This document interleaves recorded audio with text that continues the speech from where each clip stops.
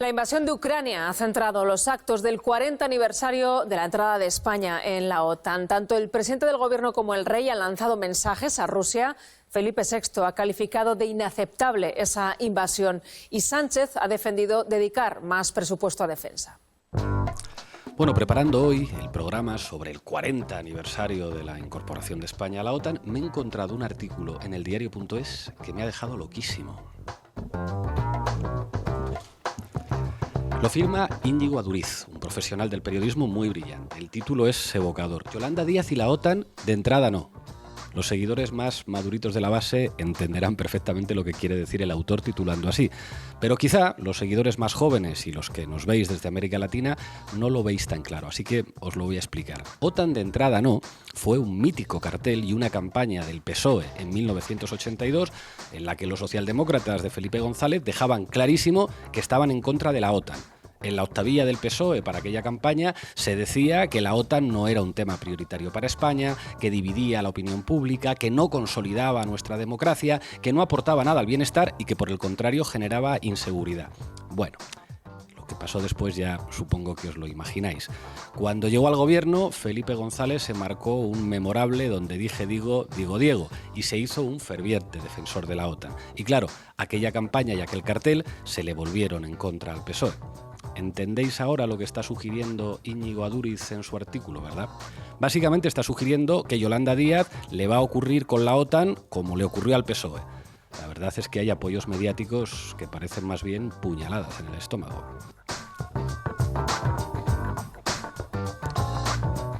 Leyendo el artículo, el analista del periódico de Nacho Escolar explica que tanto Podemos como Izquierda Unida y el PC han dejado muy claras sus posiciones políticas contrarias a la OTAN, al tiempo que destaca que el equipo de la vicepresidenta no habría dado ninguna razón política para justificar su ausencia en el acto de ayer de homenaje a la OTAN que encabezaron el rey y Pedro Sánchez.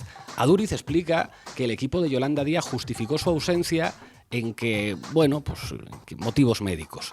Según Aduriz, el equipo de Yolanda tampoco aclara si la vicepresidenta estará presente en la cumbre de la OTAN del 29 y el 30 de junio en Madrid porque está a la espera de que le pongan fecha a otra intervención sanitaria. En fin, con estos amigos mediáticos, no sé.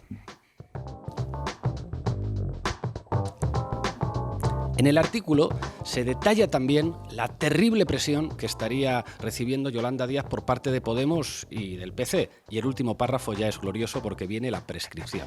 Cito literal: Díaz debe meditar si se mantiene fiel a los postulados de los partidos que le apoyan en su camino a la candidatura a la Moncloa o si hace prevalecer su perfil más institucional, además de su fidelidad a Sánchez, y en esa pretensión de transversalidad finalmente opta por hacerse partícipe de la cumbre de la OTAN, en Román Paladino, como diría Julio Anguita, que para ser institucional y para ser transversal hay que apoyar a la OTAN. Joder, con los amigos del diario.es. Estamos que lo partimos, compañeros. A veces pienso que yo debería callarme y no decir lo que pienso ni sobre la progresía mediática ni sobre la OTAN. Esto es lo que me decía el otro día Joan Baldoví, que a ver si me estoy calladito de una vez. Amigo Baldo, yo hasta el año 2014 trabajaba en la universidad, presentaba La Tuerca y hacía análisis en algunos medios de comunicación. Y hoy, en 2022, después de haber dejado mis cargos, he vuelto a la universidad, presento La Base y hago análisis en algunos medios de comunicación. Vivo de mi trabajo y digo lo que me parece. Tú, en cambio, llevas más de 20 años ocupando cargos públicos ininterrumpidamente y no sé si algún día tendrás la suerte que tengo yo y podrás volver a tu trabajo de maestro. Pero me vas a permitir que te diga algo con todo el respeto y todo el cariño. Aún no ha llegado el día en el que un político profesional me haga callar. Esto es La Base y aquí no nos callamos. Caiga quien caiga. Bienvenidos y bienvenidas.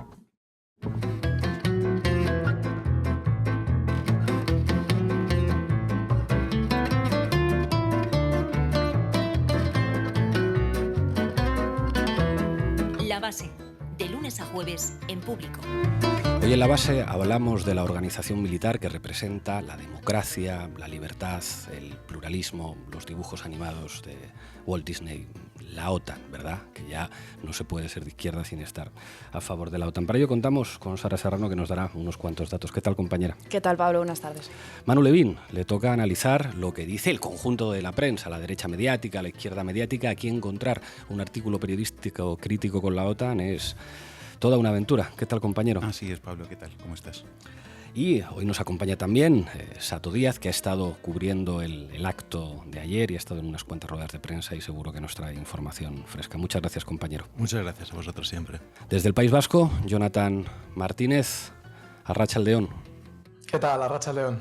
Y para terminar, dato mata relato con Julián Macías. Arrancamos, Lolo. La base de datos. Buenas tardes, Sara. Buenos días en América Latina.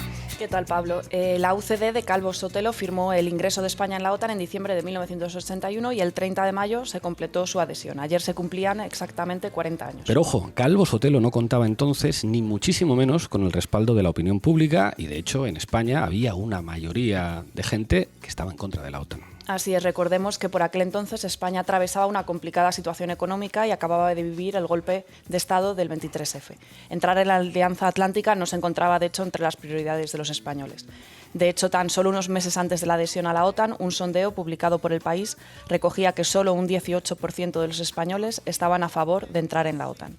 Además, el movimiento antimilitarista tenía una gran capacidad de convocatoria y en el año 81 llegó a juntar casi 250.000 personas en Ciudad Universitaria bajo la consigna OTAN no, bases fuera. El PSOE de Felipe González, que inicialmente asumió las posiciones de izquierdas contrarias a la OTAN, recordemos que Felipe González ganó las elecciones de 1982 con la promesa de congelar las negociaciones de integración y convocar un referéndum, aquello de OTAN de entrada no, fue virando paulatinamente sus posiciones. Sí, por Donde una parte, dije digo exactamente. Diego. Por una parte, el PSOE retrasó todo lo que pudo la celebración del referéndum prometido y luego, por otra, su publicación en el BOE en 1986 tampoco dejaba lugar a dudas sobre cuáles eran sus posiciones.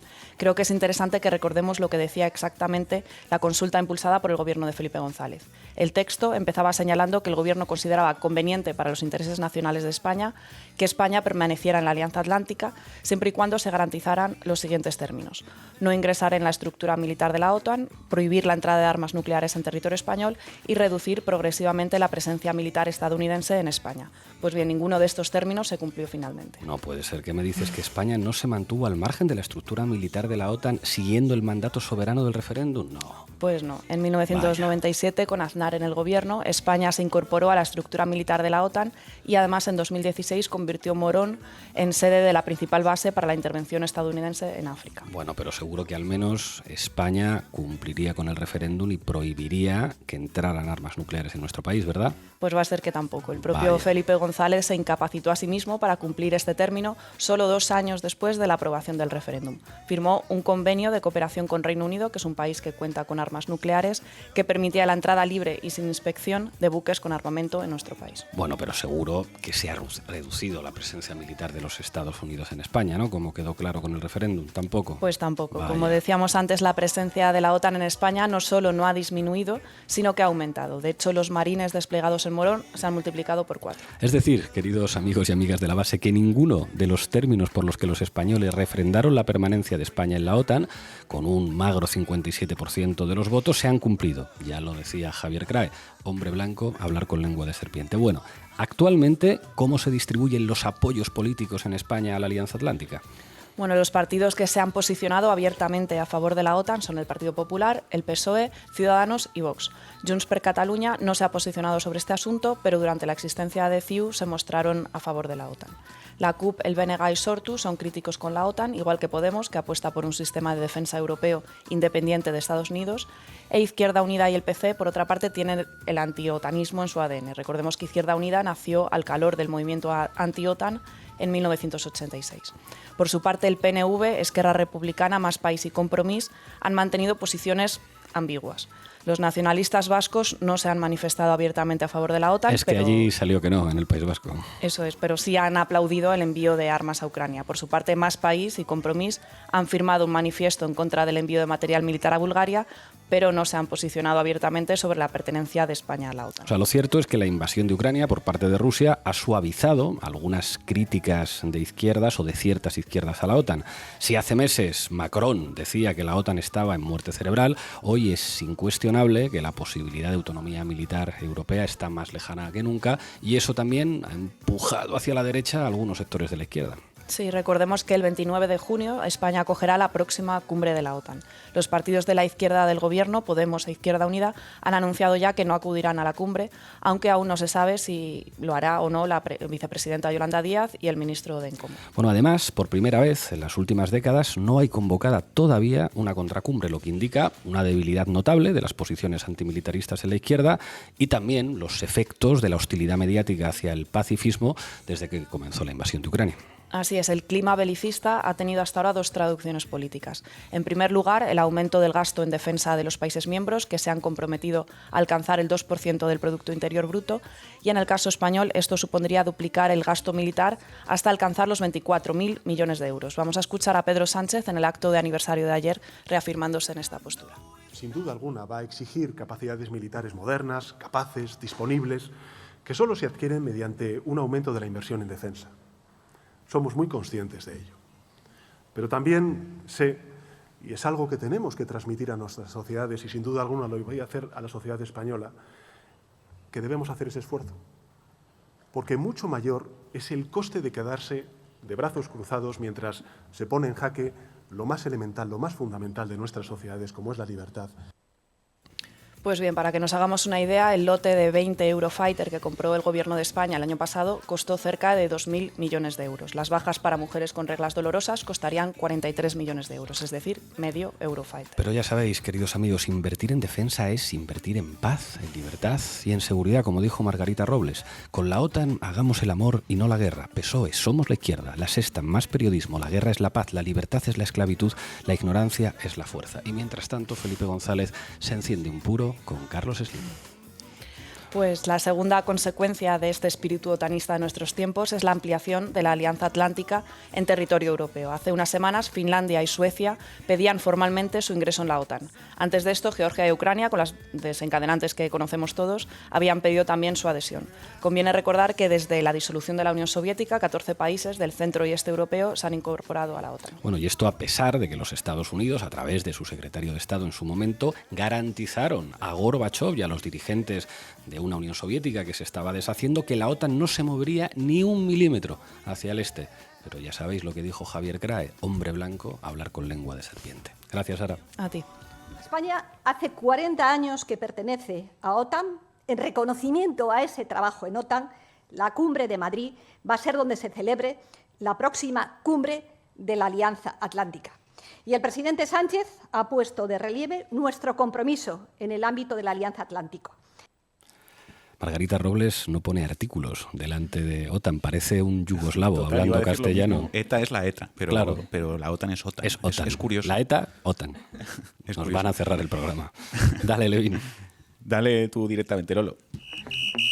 Titulares al banquillo.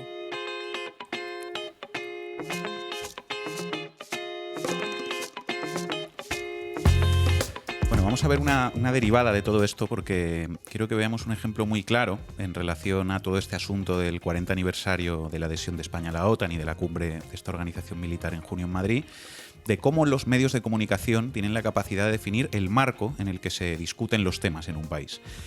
¿El debate mediático pensáis que gira en torno a las ventajas y los inconvenientes de pertenecer a la OTAN o de lo que representaría como alternativa un sistema de defensa europeo propio o de lo que supone para España el aumento del gasto militar, de cuántos miles de millones se va a tratar, de dónde se va a recortar, en qué se podrían invertir? Ya os adelanto que nada de eso. Carlos Alsina esta misma mañana en Onda Cero dejando claro cuál es el marco en el que hay que discutir cuando se habla de España y de la OTAN. Bueno, vamos a Podemos, ¿os parece entonces, no? Cumbre de la OTAN. Vamos a Podemos. Queráis hablar de otra cuestión, pero cumbre de la OTAN, bueno, cumbre es a finales del mes que viene, del mes de junio. Cumbre de la OTAN en Madrid, hablemos de Podemos. Y parece como si ellos mismos se rieran del truqui que están haciendo. Pues nada, queda claro, los poderes mediáticos no quieren que debatamos sobre la cumbre militar en Madrid o que debatamos sobre el aumento del gasto militar, sino sobre qué castigo merecen, si merecen la cárcel, el pelotón de fusilamiento o el exilio, aquellos que cometan la osadía de discrepar. Así, queridos oyentes, es como se enmarca un tema desde las tribunas de los grandes actores políticos de nuestra época. ¿Cuáles son los grandes actores políticos de nuestra época? Sí, los medios de comunicación. Bueno, este marco no es ni mucho menos exclusivo del programa de Alsina.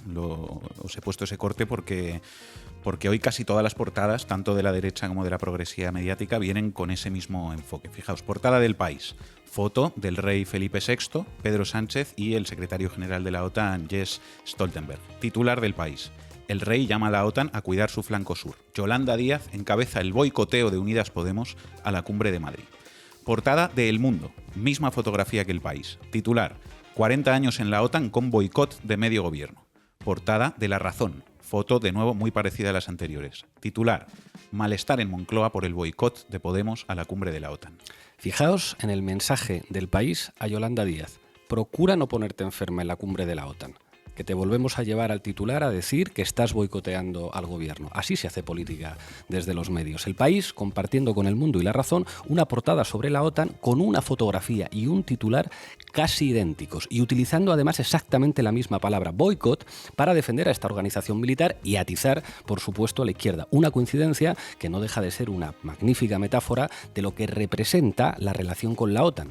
La OTAN es uno de los principales consensos del sistema político del 78. Y cualquiera que ose criticar a la OTAN va a tener la respuesta de los poderes mediáticos del régimen del 78. ¡Zas!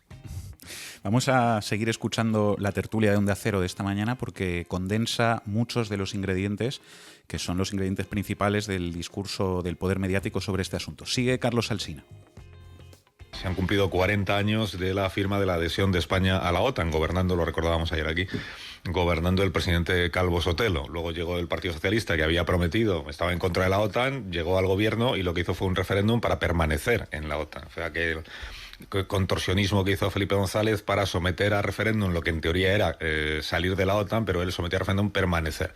Bueno, lo llamativo de la jornada o lo más llamativo de la jornada de ayer no fue solo que Podemos criticar a la celebración de la cumbre de la OTAN en Madrid, que es uno de los acontecimientos para el presidente Sánchez, viene publicitándolo desde hace meses, me parece que es un hito en la historia de nuestro país y de su gobierno. No es solo que Podemos esté en contra de la celebración de esa cumbre en Madrid, porque lo que debería celebrarse según Podemos es una cumbre por la paz y no una cumbre de la Alianza Atlántica, sino que ayer el señor Sánchez Serna, que ejerció de portavoz de Podemos, acusó al gobierno de España, insisto, desde Podemos, que es parte del gobierno de España, acusó al gobierno de España de haber adjudicado a dedo los contratos para la organización de esa cumbre. Son unas empresas privadas que se encargan pues de organizar, de la logística, de las acreditaciones, de lo que sea, del catering, lo que haga falta, y que a propuesta del Ministerio de Exteriores y el Ministerio del Interior se llevó a Consejo de Ministros hace unas semanas la adjudicación de esos contratos. Alsina ya con la oreja afuera, o sea, ya lo habéis oído, repetid conmigo. No se puede criticar ni cuestionar la relación de España con la OTAN. Ni siquiera se puede plantear que el dinero es mejor invertirlo en otras cosas. Eso es infantil y está fuera de lugar. ¿Sabéis lo que hay que hacer? Te lo dice Alsina. Hay que hacer lo que hizo el PSOE. Decir una cosa en campaña electoral para ganar votos y luego ya cuando estás en el gobierno haces todo lo contrario. Que no os enteráis que la política y el periodismo para algunos va de eso, de engañar a la gente. Sí, el contorsionismo que le llaman. Además es que yo creo que con ese planteamiento desprestigian la democracia como sistema político. La presentan como un paripé que no sirve para nada porque viene a decir que las ideas que defienda cada organización son algo que sirve simplemente para que te voten y para usar en una campaña, porque luego cuando tienes el poder lo que tienes que hacer es traicionar las ideas y los compromisos, y eso es lo sensato y lo maduro. Decir lo mismo cuando se está en la oposición o en el gobierno es impresentable. En fin, siguiente argumento de la tertulia macartista de Carlos Alsina.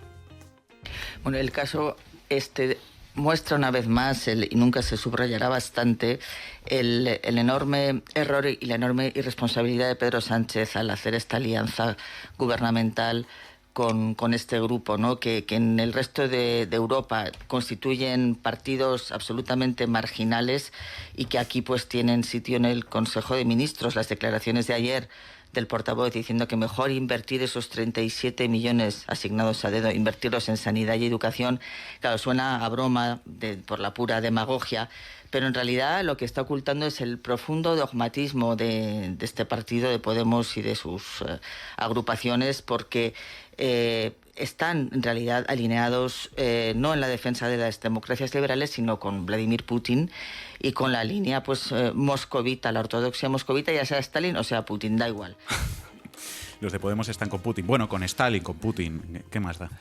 Y qué mal que en España haya gente de izquierdas en el gobierno por empeño de estos de Podemos. Qué mal, que no seamos un país normal donde solamente están los representantes del poder económico en el gobierno, que es lo que les gustaría a los señores de Onda Cero, como en el resto de Europa, donde la izquierda no roza un ministerio. Porque si la izquierda roza un ministerio, a lo mejor es que la democracia está fallando y la derecha adquiere legitimidad para volver al poder de otras maneras. Podríais ser un poco menos explícitos y menos sinvergüenzas. Bueno, aquí todos los que lleguen al gobierno, ya sabéis, tienen que hacer y opinar básicamente lo mismo que te digan los poderes mediáticos, aunque en la oposición dijeran lo contrario. Si tú en campaña o en el Congreso puedes decir lo que te dé la gana, pero cuando llegues al gobierno tienes que hacer lo que te digan los que mandan. En fin. Turno de Paco Maruenda. Hombre, gran demócrata. Desde su nacimiento la OTAN ha tenido un enemigo claro, declarado, contundente, permanente, que se ha llamado los comunistas. Y el comunismo, si uno lee las biografías que se han publicado, que algunas muy interesantes, por cierto, sobre Putin, ve uno que es un comunista que se ha adaptado. La OTAN es un encuentro muy importante y ahí yo voy a defender a Sánchez. Me parece muy bien que la OTAN se celebre en Madrid. Es un éxito para el gobierno de España, aunque a mí no me gusta este gobierno y me gustaría cambiarlo. Es decir, la OTAN es una institución fundamental, como se está viendo ahora, para seguir luchando contra el populismo y el comunismo que representa Putin y representa el presidente de China. Esto ya es un nivel de desfachatez incluso por encima de las propias posibilidades de Paco Maruenda. La cumbre de la OTAN es un gran hito. La OTAN es maravillosa. A todos nos encanta, menos a esos malditos comunistas de Podemos. Y ¿sabéis qué os digo? Putin es comunista también. En fin, más allá del insulto que representa para la inteligencia la propia existencia de Maruenda y el hecho de que él fuera un defensor de Putin, allí sentadito con Ferreras y Maruenda, los dos defendiendo a Putin. Aquí pusimos los totales de aquello. Es una tomadura de pelo lo que se está diciendo en este caso sobre la cumbre de la OTAN y sobre que el aumento del gasto militar es algo que no se puede cuestionar. Pero hay quien te dicen, desde las páginas de la progresía mediática, que a la izquierda todo esto le tiene que parecer genial también. Acordaos lo que dicen los amigos del diario.es, que te dicen que para ser transversal y para ser institucional, pues te tiene que gustar la OTAN. Periodismo a pesar de todo, OTAN a pesar de todo. En fin, no sé, Rick. Último corte de la tertulia del SINA que vamos a escuchar. Pero, Pau, cuando hablas de coherencia, la coherencia sería salir del gobierno y dimitir y provocar una urgente abandono, porque no es posible resistir en el gobierno bajo estas discrepancias que aluden a la OTAN y aluden a todas las cuestiones estructurales que se han ido observando en los últimos tiempos, y por los últimos tiempos entiendo los últimos 4 años. Por lo tanto, sí, esto que dice Rubén es que lo que es un desafío al sentido común y a la razón es que esta situación continúe y ese gobierno no se rompa o convoque elecciones generales o entramos ya en el quinielismo de que se está haciendo sobre lo que piensa hacer Sánchez para rectificar, para desactivar pues esta tendencia declinante que tiene en las encuestas, esta pérdida de credibilidad tan tremenda que tiene el personaje, a mi juicio. El pegamento es la poltrona, claramente. Pues esto se soluciona rompiendo esa coalición, convocando elecciones generales, o yo qué sé, o dando un golpe encima de la mesa. Que esta no es la izquierda unida que conocimos. Esto, no, para nada. Los ministros socialistas te lo dicen. Yo me acuerdo de una ministra socialista me decía... Que los ministros socialistas también tienen nivel, pero digo en la relación con, con la relación con Unidas Podemos, ¿no? Me decía, mira, Unidas Podemos, cuando hemos gobernado con ellos en Andalucía, pues asumían que iban a intentar conseguir aplicar al máximo su programa, luego llegaban las elecciones, perdían resultados, pero habían hecho algo, ¿no? Esto es lo que están en el activismo político más descarnado de la facultad.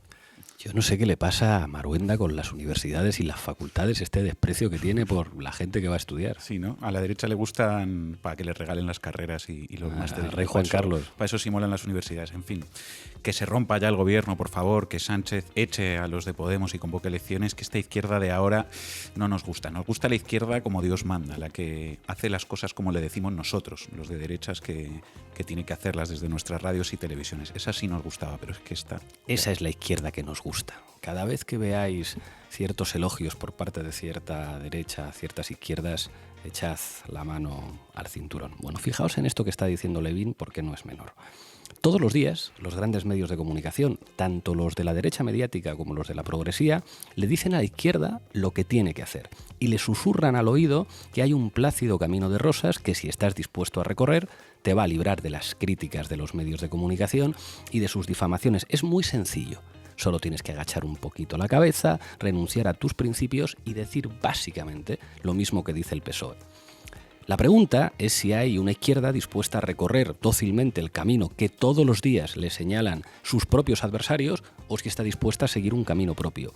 Quizá, si hoy la izquierda en España tiene 5 ministerios, es precisamente porque entendió que no tenía que hacer lo que le decían Carlos Alsina, Paco Maruenda o Antonio García Ferreras. Gracias, Manu. Destacar también las profundas implicaciones transformadoras que para nuestras Fuerzas Armadas y nuestra cultura de defensa ha tenido la entrada de España en la OTAN. Y lo digo también con conocimiento de causa, porque lo viví muy de cerca, desde mis inicios en la formación militar como cadete en las academias militares. Mis inicios como cadete en las academias militares. Es tremendo, que un jefe del Estado se atreva en un discurso público, en un homenaje a la OTAN, a hablar de su propia condición de militar. Yo creo que estas cosas no se tendrían que poder decir. En fin, Sato, tú has estado muy cerca de esto. ¿Cómo ves el ambiente? Bueno, a mí me han causado varias reflexiones estos días de otanismo ensalzado, ¿no? por todos los medios de comunicación, desde buena parte del gobierno también, ¿no? El Gobierno reconoce que la celebración de la Cumbre de Madrid supone una prioridad de máximo orden para esta legislatura, e incluso dicen que es la prioridad en política internacional, la prioridad con mayúscula, ¿no? Y ponen, de alguna manera, al mismo nivel la pertenencia a la OTAN como la pertenencia a la Unión Europea. Ponen al mismo nivel ahora mismo el sector del Partido Socialista del Gobierno pertenecer a la OTAN, una organización militar basada en la seguridad, basada en un enemigo, ¿no? La OTAN nace reconociendo un enemigo. Y al mismo nivel que la Unión Europea, que es esa institución que en teoría debería de velar por unos valores cívicos, por una democracia en la que todo debe de canalizarse mediante el sufragio, que ya sabemos que luego no es así. Y mi pregunta a todo esto es, ¿y la ONU? ¿Dónde ha quedado, ¿no? en todo esto, ¿no? La única organización que no es de parte, la única organización que puede aglutinar a toda la humanidad es la organización en la que ya no se están tomando decisiones, ¿no? Y me recuerda esto a los tiempos de pandemia, donde Donald Trump se reía de Naciones Unidas, se reía de la Organización Mundial de la Salud, ¿no? Pues qué pena que parece que al final el discurso de Trump ha quedado para denostar que las relaciones internacionales pueden ser un lugar donde todas las personas y todos los países tengan algo que decir, ¿no? Ahora mismo eso parece que se ha borrado, y que con esta nueva localización, nueva estructuración geopolítica del mundo, pues se está perdiendo cada vez más, ¿no? El multilateralismo no existe, se están convirtiendo cada vez más en bloques en la geopolítica, y España, este gobierno, concretamente el Partido Socialista, con el apoyo de la mayoría de la oposición y de los intereses económicos del país, ha decidido situarse al lado de los intereses de Estados Unidos en un momento de grandes fricciones en el Estado, en todo el mundo, ¿no? Es una ofensiva que hay ahora mismo por la situación de Ucrania. Yo creo que la situación de Ucrania es un elemento que facilita que todo se divida en esta nueva geopolítica, pero que no tiene más allá que el horizonte es la pugna entre Estados Unidos y Rusia, ¿no? y China, perdón, por un nuevo mundo que hace unos meses lo analizábamos como que Estados Unidos era un imperio que estaba cayendo, que tenía que situarse, y ahora parece que todo ha tomado una velocidad que es imposible casi de analizar, ¿no? Jonathan. Bueno, yo creo que para explicar la OTAN y la permanencia de España en la OTAN es importante trazar una cronología que explique cómo entró España en la OTAN, o mejor dicho, cómo entró la OTAN en España, porque España no lleva 40, sino 70 años dentro de ese espacio atlántico de forma formal o informal, ¿no? Hay un momento histórico clave, que es el fin de la Segunda Guerra Mundial, nos deja dos grandes derrotados, la Alemania nazi y la Italia fascista, Ya sabemos que Hitler muere en un búnker y que Mussolini muere colgado del techo de una gasolinera. Pues bien, Franco se da cuenta de que ha perdido a sus dos grandes aliados y trata de hacer borrón y cuenta nueva, pero hay un problema.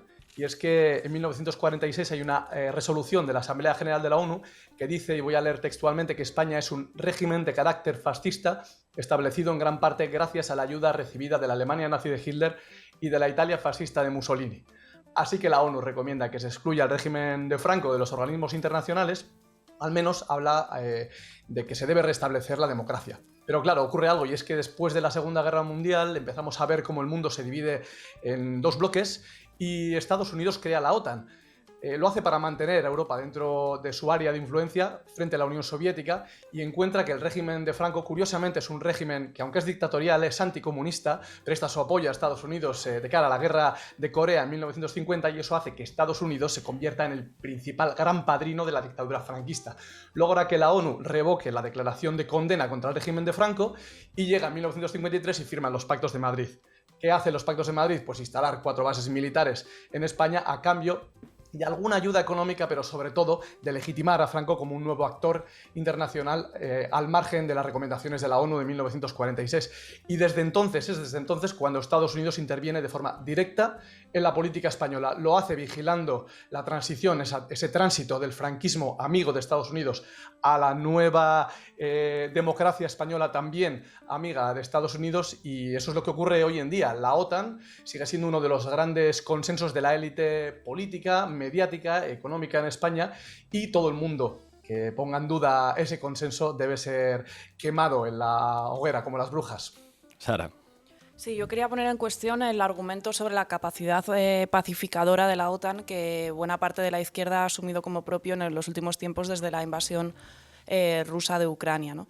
Estos meses hemos escuchado a gente que se ubica ideológicamente a la izquierda del PSOE justificando el envío de armas a Ucrania o diciendo que la OTAN tiene que intervenir en Ucrania para garantizar las libertades del pueblo ucraniano, o tildando las posiciones antibelicistas de naif o de infantiles. Creo que para desmontar este discurso es necesario recordar cuál ha sido efectivamente la hoja de ruta de la OTAN, la hoja de servicios de la OTAN en los últimos tiempos. Hay que recordar que la primera operación de ataque por parte de la OTAN, que marca el fin de su primera etapa como organismo defensivo, fue la guerra de Yugoslavia. En esta guerra, las 11 semanas de bombardeos de la OTAN se saldaron con 2.500 víctimas civiles y otro millar entre soldados y policías. La OTAN que entonces dirigía el socialista español Javier Solana. Desde entonces la OTAN ha participado en otras guerras, ya sea con ayudas logísticas o con ayudas armamentísticas, la guerra de Irak en la Primera y en la Segunda Guerra del Golfo, la guerra de Afganistán tras los ataques contra las Torres Gemelas y en Libia también para derrocar a Gaddafi. Todas ellas han sido operaciones lideradas por Estados Unidos, ¿no? Y ninguna de estas guerras ha servido en última instancia para ampliar los márgenes de la democracia en el mundo ni las libertades de los pueblos contra los que se ha intervenido. Manu. Bueno, leía antes que el compromiso que ha adquirido Sánchez es de aumentar hasta el 2% del PIB el gasto militar de aquí a 2030. Es decir, al final la Agenda 2030 de Pedro Sánchez era gastarse miles de millones de euros en armas.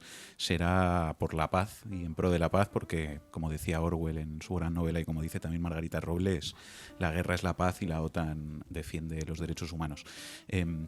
Lo decíais antes, que en condiciones normales seguramente habría una contracumbre popular frente a la cumbre de la OTAN en Madrid. Esta vez no parece que eso vaya a ser algo muy grande y yo creo que eso se explica en gran medida porque se ha instalado un marco mental al que se ha contribuido desde muchos sitios diferentes, según el cual somos parte beligerante en esta guerra y en el que, digamos, cualquier otro planteamiento está fuera de lugar. Y yo creo que ahí, un poco recogiendo lo que decía Sara, ha habido una parte de la izquierda que, bajo el argumento bien intencionado del derecho del pueblo ucraniano a la legítima defensa, ha contribuido a alimentar, en mi opinión, y lo digo como desde el respeto que le tengo a muchas de las personas que están en esa posición, pero que creo que se equivocan, yo creo que eso ha contribuido a alimentar un clima que ahora dificulta mucho defender que a lo mejor no hay que gastarse miles de millones de euros en aviones de combate y en armas por exigencia de Estados Unidos y la OTAN. Porque si el planteamiento era que la vía correcta y ética consistía en más armas y más armas, y que esto se resolvía en el campo de batalla, y que nombrar a la OTAN en el discurso era poco menos que colaboracionismo con Putin, pues entonces ahora no nos podemos sorprender ni lamentar de que no haya una mayor movilización de la izquierda en contra del aumento del gasto militar por exigencia de la OTAN. Es decir, las dos cosas a la vez difícilmente pueden ser. Por lo tanto, yo creo que se ha alimentado irresponsablemente un clima prácticamente macartista, en el que si alguien, ojo, poniendo por delante la condena a la invasión y señalando claramente al responsable, alertaba de a dónde nos podían conducir las decisiones que se estaban tomando, al alargamiento de la guerra, al riesgo de escalada y de internacionalización, al refuerzo de la OTAN, al aumento del gasto militar, era tachado de desubicado, de confundirse de enemigo, ¿no? Y se le presentaba además poco menos que como un defensor de Rusia o como alguien que no entendía quién es el agresor, que era un hombre de paja en toda regla. Yo creo que a la izquierda, lo decíamos antes, siempre se le va a señalar el camino desde las tribunas del poder y se le va a decir por dónde tiene que caminar, ¿no? Además bajo el chantaje de si dices esto te tratamos bien, pero si dices otra cosa te reventamos. Y yo entiendo la tentación de posicionarse de tal manera que evites el desgaste que supone un linchamiento mediático. Lo que pasa es que eso, de forma continuada, lo que acaba haciendo es achicar de forma dramática el espacio a la propia izquierda. Aquí, si me permitís una reflexión, porque yo creo que aquí tenemos el problema fundamental de lo que está ocurriendo con la izquierda y con que se hayan puesto en valor determinados análisis que entienden que hacer política de manera inteligente es buscar siempre la posición de máximo confort discursivo y confundir, digamos, momentos en los que puede haber un sentido común de época progresista y que por lo tanto es un momento de avance y en los que determinados valores de la izquierda se pueden convertir en el sentido común general, pueden penetrar ideológicamente en otros sectores sociales, con los momentos de derechización social donde el confort es mínimo y donde es absolutamente imprescindible poner pie en pared y dar una pelea enormemente difícil porque la alternativa es peor. No es una cuestión solamente ética o una cuestión moral dar la batalla ideológica. Es que si no, como decía Manu, el espacio en el que te quedas es tan enormemente estrecho, te colocan en esa esquinita del tablero de la que después no puedes salir porque te van cerrando los temas.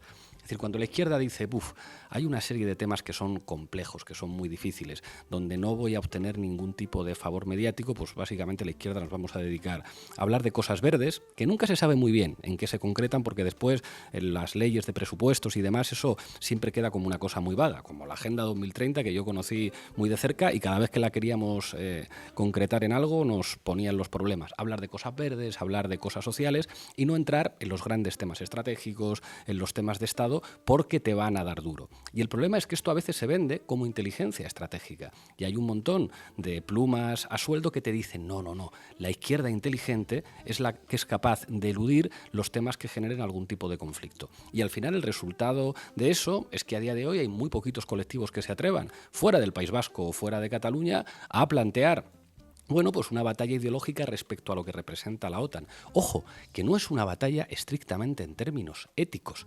O sea, que frente al planteamiento naif del derecho de un pueblo a defenderse, no había otro planteamiento naif que decía las armas no solucionan nada. O sea, que defender que Europa tiene que tener un sistema de defensa independiente de los Estados Unidos no es naif, que defender que las vías diplomáticas eran preferibles a una situación de riesgo como la que estamos viviendo, donde la posibilidad de una conflagración nuclear sigue estando presente, donde la situación de crisis económica en Europa puede dar al traste con lo poco que queda de democracia en los sistemas políticos europeos, no es naif, es un planteamiento mucho más sensato e incluso, si me apuráis, perfectamente compatible con los planteamientos de la democracia liberal.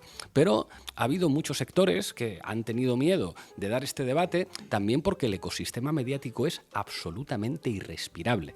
Y eso no se ve en la derecha mediática, que a la derecha mediática ya les da igual 8 que 80 y mentir y lo que haga falta, y esto es Venezuela, y los de Podemos son estalinistas o putinistas, o les financia Irán o Corea del Norte, y ya da todo exactamente igual. En la manera en la que se ha movido la progresía mediática y en el miedo que tienen algunas figuras progresistas de decir cosas que piensan, porque la gente con un mínimo de formación sabe perfectamente lo que significa la OTAN, pero se ha instalado el miedo. O sea, el ambiente macartista que señalaba Manu, define perfectamente la autocensura que se da en este contexto. Si dices determinadas cosas, te van a reventar. Por supuesto, no vas a poder ir a determinadas televisiones y a determinadas tertulias, donde, digamos, hay un carril para ser de izquierdas. Hay temas permitidos a la izquierda en La Sexta, hay otros que no. Si en La Sexta te metes con Florentino Pérez, es muy difícil que te sientes en esa tertulia. Y solamente si dices algo así, pues ya sabes lo que vas a tener por parte de la tele de A3 Media, que además le dice a los políticos de izquierdas: tú sin mí no vas a tener votos. Así que ya puedes disciplinarte en lo que yo te estoy diciendo, porque si no, no vas a salir aquí. Y lo mismo en el caso de Mediaset. Pero claro, llega un momento en el que o pones pie en pared o se va a desaparecer. O sea, yo creo que vamos, lo decía el otro día en la presentación del libro, a un contexto en el que cuando ya haya suficientes encuestas que digan que va a ganar el Partido Popular sumando con Vox, y mientras el Partido Socialista ofrece cordones sanitarios, alguien va a decir, con todo el apoyo de la progresividad mediática, que hace falta una única candidatura progresista, que no tiene sentido un espacio como el de Unidas Podemos y que hay que hacer una candidatura que sea PSOE, independientes, progresistas, gente genial, como única posibilidad para evitar que Vox gobierne. Y el día que ocurra eso, con toda la progresividad mediática defendiéndolo y buena parte de la izquierda en una esquinita aterrorizada y con encuestas muy difíciles, entonces desaparecerá definitivamente la izquierda en España y el PSOE estará encantado, porque aunque se queden solos en la oposición, estarán cómodamente solos en ese espacio y sus únicos problemas serán los independentistas vascos y los catalanes, que al fin y al cabo eso se puede resolver como una cuestión de orden público. Sato. Ahí queda eso. Ahí queda, vaya, sí. Yo lo que también he echado de menos es un debate en la izquierda desde hace tiempo sobre la política internacional, sobre qué horizontes tiene el nuevo siglo, cómo se está reconfigurando el mundo, qué papel tiene la OTAN, qué papel no debe tener y qué alternativas pone la izquierda encima de la mesa, ¿no? Nos hemos visto ahora en un momento acelerado por la invasión de Rusia a Ucrania, en la que hay que tomar determinadas decisiones, ponerse en contra del rebufo generalizado, de lo que el gran establishment mediático nos dice que tenemos que hacer, y ahora vamos otra vez a rebufo, ¿no? Pero nos ha faltado esa capacidad de iniciativa que debemos tener, ¿no? En política internacional yo creo que la izquierda se quedó enquilosada en un siglo XX que ya no es, en un siglo XX que además pasó muy rápido a la segunda parte del siglo XX, en un siglo XXI que se ha iniciado y que parece que inició ayer y ya llevamos un tercio casi del mismo, y no hemos sido capaces de plantear unas alternativas. ¿Qué mundo queremos, no? Y luego puntualizar dos cosas más, ¿no? Llama la atención, ¿no?, como que el gobierno pone dos cuestiones más en lo que debe ser el concepto de seguridad que se va a tomar en la Cumbre de Madrid, ¿no? Un concepto de seguridad de la OTAN que debe durar 10 años, se estipulan, ¿no? Hasta que se vuelva a celebrar la siguiente cumbre, vayamos a saber dónde será, ¿no? Una de ellas es la vecindad del sur. Incluyen como una prioridad el Sahel y el norte de África, ¿no? Nos explica eso mucho de lo que ha pasado con el Sáhara concretamente en el último año y medio, las relaciones, como de repente no nos gusta tanto el gas argelino. Pues mira, aquí hay una explicación, ¿no? Porque la vecindad del sur se marca por el eje de Marruecos, ¿no?, que ya estableció Estados Unidos junto con Israel, que es el amigo de Occidente, ¿no?, el amigo de los aliados de la OTAN, por decirlo de alguna manera. Y esto va a ser un elemento muy clave en unos años en los que el Sahel está totalmente desmembrado y donde hay unos intereses geopolíticos enormes que vienen desde todas las potencias que están intentando controlar el Sahel como punto de frontera entre el sur y el norte. Y el otro es cómo se incluye que la seguridad ya no es solamente lo militar, sino también es estas cuestiones híbridas que tienen que ver con la energía. Estamos viendo cómo todo ahora depende de la energía. Supongo que en la cumbre de la OTAN tendrán mucho que decir las grandes multinacionales energéticas, ¿no?, que serán al fin y al cabo los que tienen el diseño mundial de cómo se va a repartir la energía, y cómo también tiene que ver la seguridad alimentaria, ¿no? Es este discurso que estamos oyendo repetidamente, que la invasión de Ucrania está generando una inseguridad alimentaria en todo el mundo, que es así, efectivamente, hay un granero enorme que no se puede exportar, pero ya está viniendo el mensaje detrás de que nos preparemos porque la migración va a ser enorme y la inseguridad que van a traer los migrantes detrás hacia Europa va a ser enorme, y para eso la OTAN también debe de generar seguridad, ¿no? O sea, el racismo que viene detrás lo podemos oler un poquito antes de lo que nos van a decir en un mes, ¿no?, aquí en junio. Jonathan. Bueno, creo que es importante destacar el papel del Partido Socialista y concretamente de Felipe González en todo este tinglado, hombre blanco, hablar con lengua de serpiente, que cantaba Javier Crae, que por cierto, Televisión Española, que estaba retransmitiendo el concierto, lo cortó. Incluso alguien dio la orden de que bajaran las cámaras, por si acaso. La grabación que tenemos es de mala calidad, pero ahí queda para la historia. Bueno, hay un momento determinante y es cuando Calvo Sotelo, en su discurso de investidura, justo después del 23F, propone la entrada de España a la OTAN y después se produce, pero llega Felipe González con tan mala suerte de que es alguien que ha ganado las elecciones con un programa contrario a la permanencia de España en la OTAN. Y claro, aquí aparece una cosa mágica, ocurre algo mágico que lo explica el viejo Engels, ¿no? El poder no es un mero acto de la voluntad, nadie tiene poder porque lo desee muy fuerte. El poder necesita herramientas de violencia. ¿Y quién produce las mejores herramientas de violencia? ¿Quién tiene más poder económico para poner medios materiales al servicio de esa violencia? ¿Cómo se explica esto en España? Bueno, una cronología muy sencilla. En 1983, Felipe González llega a Washington y le pide a Ronald Reagan que ayude a España a entrar a la Comunidad Económica Europea. 2 años después, en apenas un mes, Ronald Reagan llega a España para hablar de las bases militares, según sus propias palabras, y poco después Felipe González firma la adhesión de España al mercado común europeo. Y ahí se explica todo. Justo al año siguiente es cuando se celebra ese famoso referéndum sobre la permanencia de España en la OTAN y el PSOE cambia de lema y pasa de aquel célebre OTAN de entrada no a vota sí en interés de España.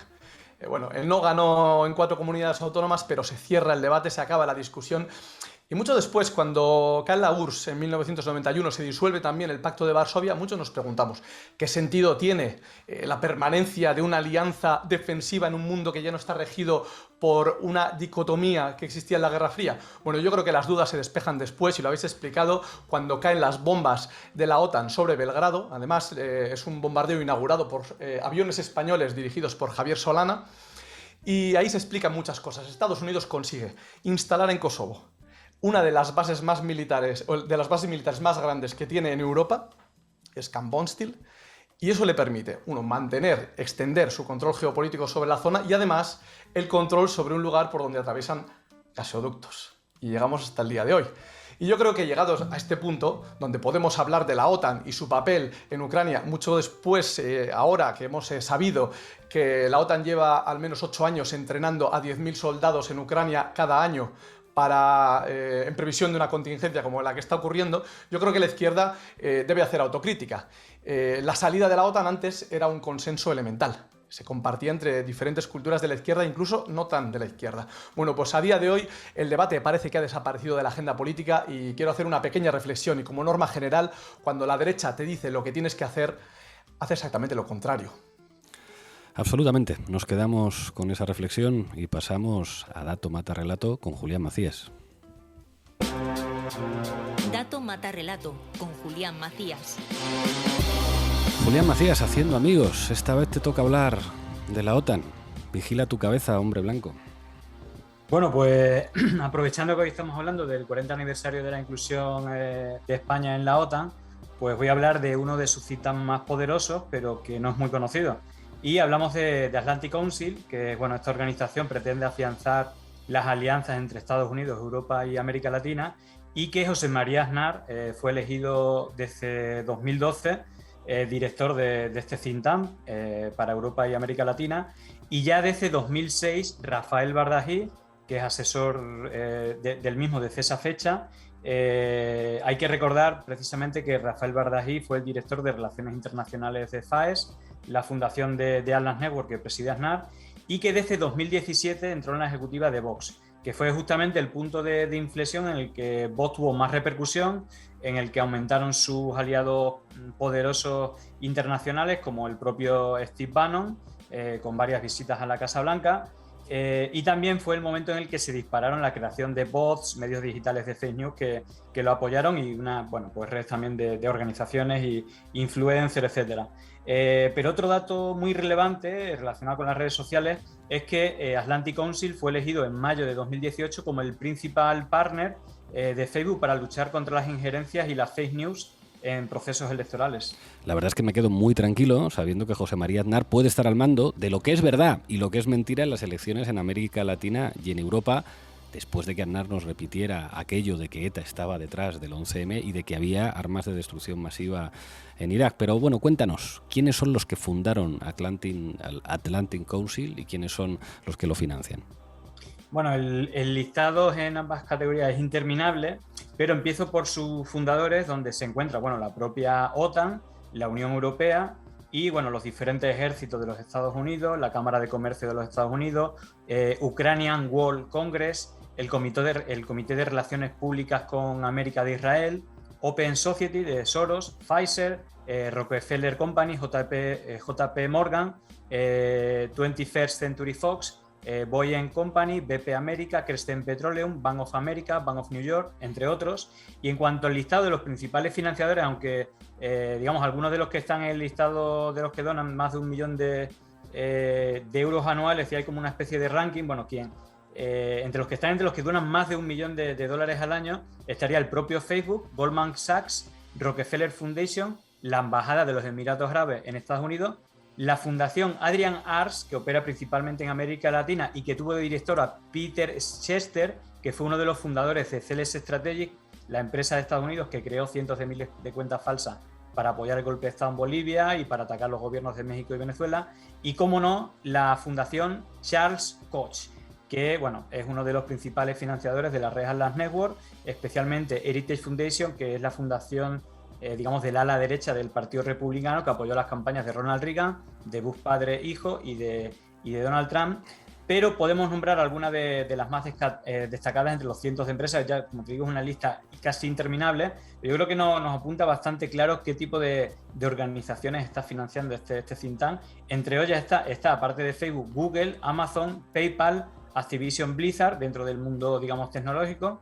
Dentro de empresas energéticas que tienen muchísimo peso y petrolera está BP, ExxonMobil, Repsol, Chevron, Abu Dhabi National Oil Company, General Electric, General Atomics, el Instituto Coreano de Energía Atómica, Inven Energy, Departamentos de Energía y Defensa de los Estados Unidos, la National Endowment Democracy, la Universidad de Georgetown y, bueno, un largo listado de bancos y fondos de inversión, digamos, que son decenas y decenas de este tipo de organizaciones. Vamos, que ninguno de estos se une a la República de Público para financiar la base. ¿Qué le vamos a hacer? Bueno, tenemos un montón de empresas petroleras, digitales, bancos y fondos de inversión que están financiando a un organismo que aspira a decidir lo que es verdad y lo que es mentira en una plataforma como Facebook. ¿A ti te parece que estos van a ser neutrales? Bueno, pues yo creo que ya me he pronunciado al respecto. Yo creo que hay muchos elementos para pensar que Atlantic Council no es una plataforma neutral, pero tampoco Facebook lo es.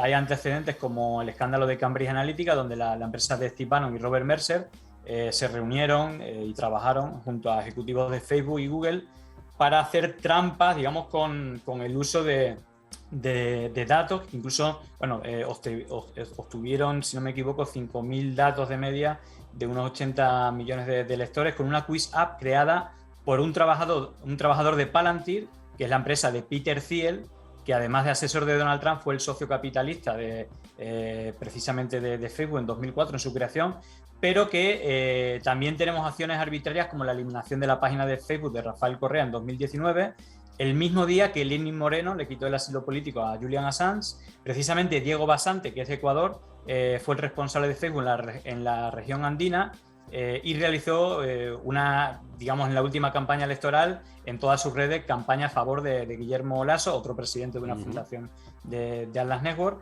Y además Facebook dio un premio internacional al medio recién creado Cuatro Pelagatos, ecuatoriano, con una campaña contra Rafael Correa cuando era presidente.